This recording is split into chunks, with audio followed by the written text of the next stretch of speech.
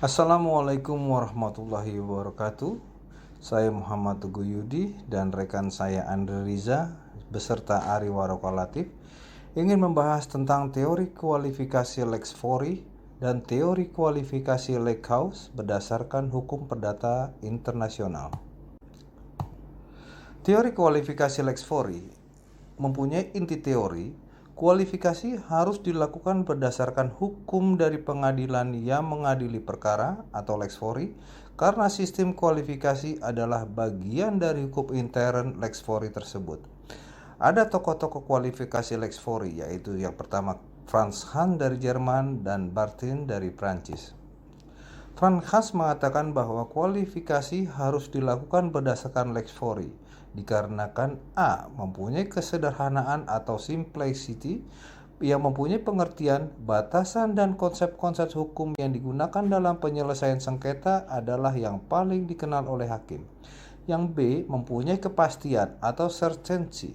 Pihak-pihak yang berperkara mengetahui terlebih dahulu kualifikasi yang akan dilakukan oleh hakim beserta dengan konsekuensi yuridiknya. Barthin mengatakan bahwa kualifikasi harus dilakukan dengan Lex Fori dikarenakan yang pertama, seorang hakim telah disumpah untuk menegakkan hukumnya sendiri dan bukan sistem hukum asing manapun. Kedua, pemberlakuan hukum asing hanya sebagai wujud kesukarelaan forum untuk membatasi kedaulatan hukumnya. Yang ketiga, jika hakim menghadapi lembaga hukum asing yang tidak dikenal dalam Lex Fori, maka ia harus menerapkan konsep hukumnya sendiri yang dianggap paling setara dengan konsep hukum asing itu. Pengecualian penerapan kualifikasi Lex Fori jika perkara yang dihadapi menyangkut penentuan hakikat suatu benda sebagai benda tetap atau benda bergerak atau lexitus atau hukum dari tempat benda terletak. B. Jika perkara menyangkut kontrak-kontrak yang dibuat melalui korespondensi, penentuan saat dan sah tidaknya pembentukan kontrak menuju lex soci contractus atau hukum dari tempat pembuatan kontrak. Teori kualifikasi Lex Fori mempunyai keunggulan yaitu perkara lebih mudah diselesaikan mengingat digunakannya konsep-konsep hukum Lex Fori yang paling dikenal oleh hakim. Tetapi teori kualifikasi Lex Fori juga mempunyai kelemahan, yaitu kemungkinan terjadinya ketidakadilan karena kualifikasi ada kalanya dijalankan dengan menggunakan ukuran-ukuran yang tidak selalu sesuai dengan hukum asing yang seharusnya diberlakukan, atau bahkan dengan ukuran-ukuran yang tidak dikenal sama sekali oleh sistem hukum tersebut.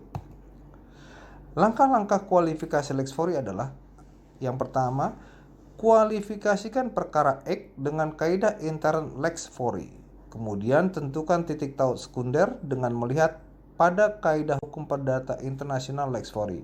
Lanjut ditentukan Lex Cause dan kemudian diselesaikan perkara dengan menggunakan kaidah intern Lex Cause. Di sini perlu dicatat bahwa langkah kedua, ketiga, dan keempat harus konsisten dengan apa yang dikualifikasikan oleh langkah pertama. Di sini kita mempunyai kasus Ogden dan versus Ogden pada tahun 1908. Philip, pria warga negara Prancis berdomisili di Prancis dan berusia 19 tahun. Philip menikah dengan Sarah, seorang wanita yang berkewarganegaraan Inggris. Pernikahan Philip dan Sarah dilangsungkan dan diresmikan di Inggris pada tahun 1898. Philip menikah dengan Sarah tanpa izin orang tua Philip. Izin ini diwajibkan oleh hukum Prancis yang terletak pada pasal 148 Kode Sivil. Pada tahun 1901, Philip pulang ke Prancis dan mengajukan permohonan di pengadilan Prancis untuk pembatalan perkawinan dengan Sarah dengan alasan bahwa perkawinan itu dilangsungkan tanpa izin orang tua. Permohonan dikabulkan oleh pengadilan Prancis dan Philip kemudian menikah lagi dengan seorang wanita Prancis di Prancis. Sarah kemudian menggugat Philip di Inggris karena dianggap melakukan perzinahan dan meninggalkan istrinya terlantar. Gugatan Sarah ditolak karena alasan yuridiksi.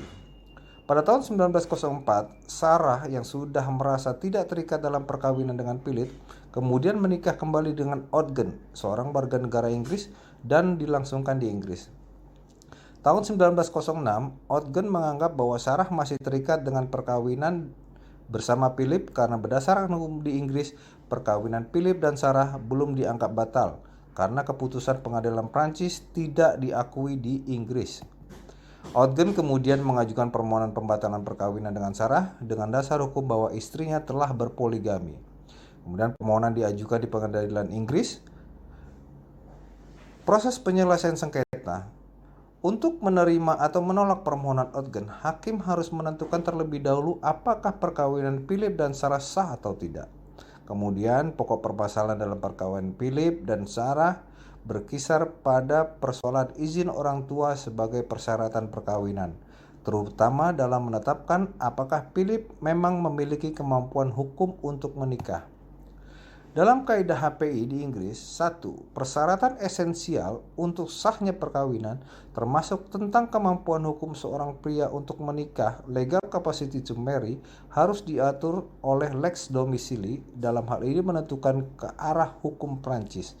Yang kedua, persyaratan formal untuk sahnya perkawinan harus tunduk pada hukum dari tempat peresmian perkawinan atau lex locis celebrationis, dalam hal ini menuju ke arah hukum di Inggris.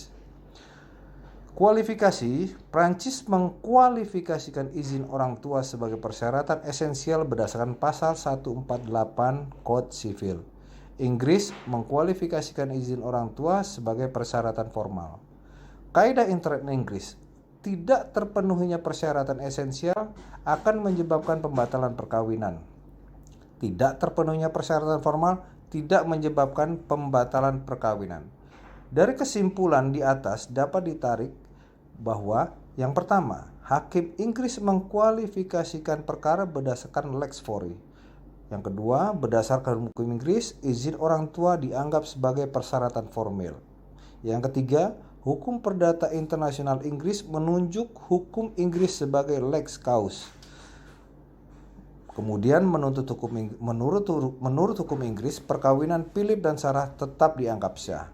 Konsekuensinya, perkawinan Sarah dan Ogden dianggap tidak sah karena salah satu pihak masih terikat dengan perkawinan dengan suami pertamanya.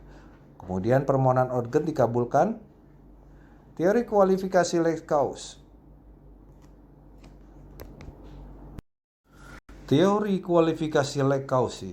Teori kualifikasi lex causa sering pula disebut kualifikasi lex fori yang diperluas.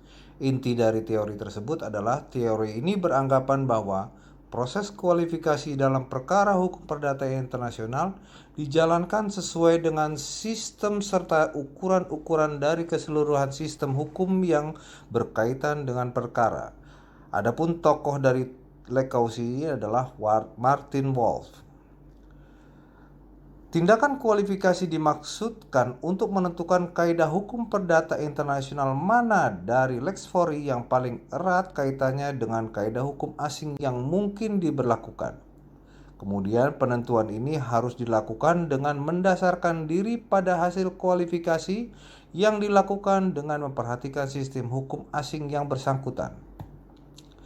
Profesor Sunaryati Hartono mengatakan bahwa kesulitan mungkin akan timbul jika sistem hukum asing tertentu ternyata tidak memiliki sistem kualifikasi yang cukup lengkap atau bahkan tidak mengenal klasifikasi lembaga hukum yang sedang dihadapi dalam perkara.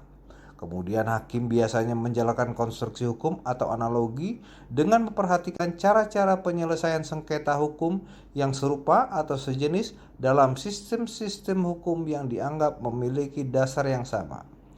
Dilanjutkan, jika cara ini belum juga membantu penyelesaian perkara, barulah kualifikasi dilakukan berdasarkan lex fori. Cheshire menyarankan agar konsep-konsep seperti kontrak, perbuatan melawan hukum, dan sebagainya dalam hukum perdata internasional diberi pengertian yang lebih luas sehingga dapat mencakup peristiwa atau hubungan hukum yang sejenis dari sistem hukum asing. Langkah kualifikasi lex causa yang pertama adalah kualifikasikan peristiwa X dengan kaidah intern hukum asing. Yang kedua, tentukan titik taut sekunder dengan melihat pada kaidah hukum perdata internasional lex fori. Yang ketiga, tentukan lex causi. Yang keempat, putusan dengan kaidah intern lex causi. Kasus Nichols pada 1900 yaitu kasus menyangkut sepasang suami istri berkeluarga negaraan Prancis. Pernikahan mereka diresmikan di Prancis. Ketika pernikahan dilangsungkan pada tahun 1854, kedua pihak tidak membuat perjanjian atau kontrak tentang harta perkawinan. Setelah pernikahan, mereka pindah ke Inggris. Suaminya meninggal di Inggris dengan meninggalkan testamen yang dibuat secara sah di Inggris. Isi testamen ternyata mengabaikan semua hak istri atas harta perkawinan. Istri kemudian mengajukan gugatan terhadap testamen dan menuntut haknya atas harta bersama. Gugatan diajukan di pengadilan Inggris. Dalam proses penyelesaian perkaranya yaitu 1. Peristiwa perkara ini dapat dikualifikasikan sebagai pewarisan testamentair atau kontrak tentang harta perkawinan. Yang kedua, hakim Inggris kemudian mengkualifikasikan perkara ini sebagai pewarisan testamentair.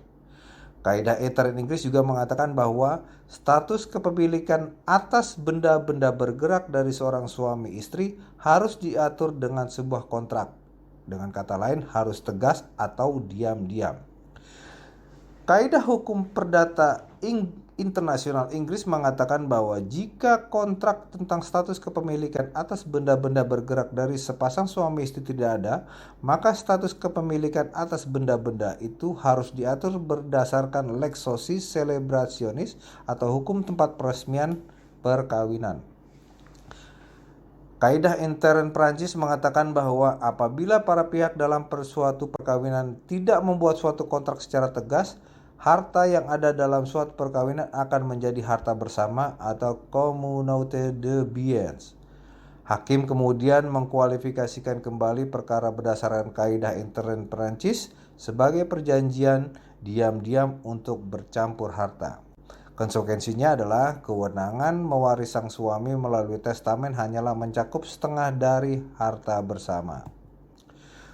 Teori kualifikasi lex causis yang akhirnya hakim pada akhirnya memutuskan testamen dianggap batal dan gugatan janda dikabulkan. Kualifikasi peristiwa X dengan kaidah intern hukum asing dalam kasus sebagai communauté de biens. Yang kedua, titik taut sekunder dengan melihat pada kaidah HPI lex fori dalam kasus sebagai lex loci celebrationis. Yang ketiga, tentukan lex causi dalam kasus adalah